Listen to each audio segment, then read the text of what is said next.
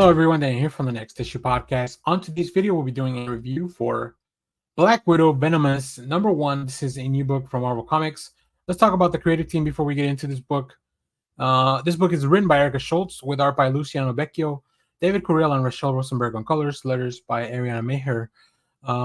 In this book, we're going to see Natasha Romanov, who was trained from childhood as a Russian assassin and a spy for the government, in the Red Room. Disillusioned with his life, Romanov, of course, eventually defected to the United States, where she's put her deadly skills to use at the service of S.H.I.E.L.D., the Avengers, and others.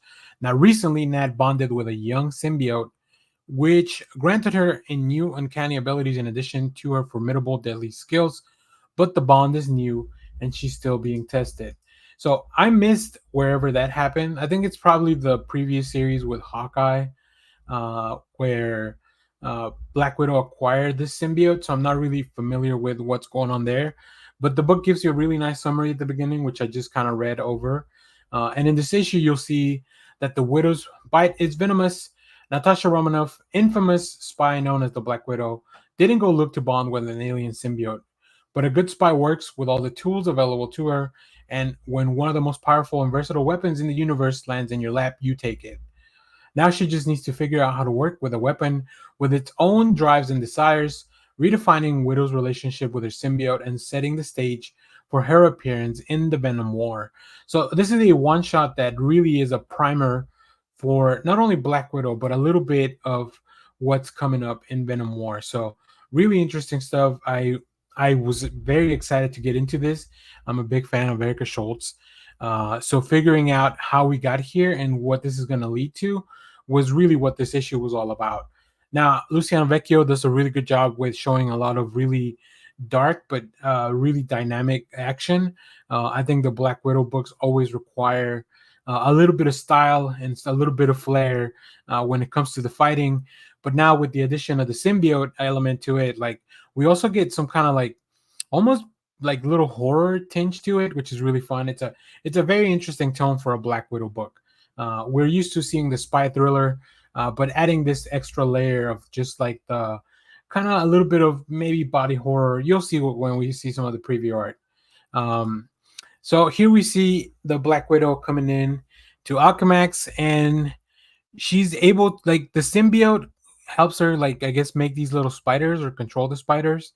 It's a really interesting effect, and I just love the way that this is laid out. I love this second page here with all the spiders just like the swarm as the Black Widow comes in, and then just the web separating these panels, and then also separating the symbiote from Natasha's actual body. So that's really fun. I really like the way that this is all kind of laid out. And then of course, as she starts to get into trouble, there's no trouble too big for Natasha. So here we see that even though she's got this new symbiote and there's new things happening, their relationship is still very fragile and young and immature, and they don't really know how to work together. So the issue really focuses a lot on doing that. We get some really fun and interesting cameos, which is great. And yeah, we get to see some really cool fights. We get to see the symbiote kind of evolve into what it's going to be, into whatever it needs to be for it to be ready for the upcoming Venom War, which I don't know what's going to happen, but I'm pretty excited to dig into it. Let me pull up one last page. Here we have the checklist for the Venom War. So as you can see, it's going to be a lot of issues. Mainly, the main Venom War will be 5 issues. So of course, we're going to get some tie-in books, and I think Marvel's starting to do a really good job at making sure that the tie-ins don't really disrupt the flow of some of the other series. Whether it's like a separate one-shot or a separate miniseries, it's really fun. But of course, the main Venom book will also be involved in this. But from everything else, it looks like it's just going to be a few different things. So I'm excited to dig into it.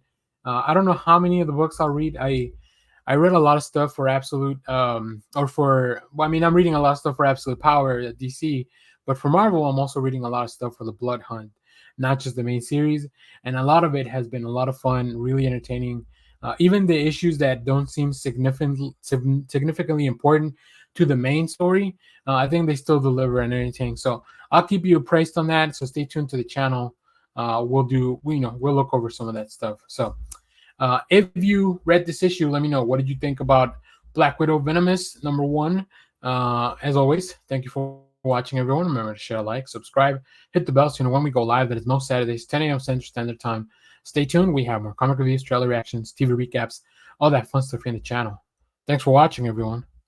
Bye-bye.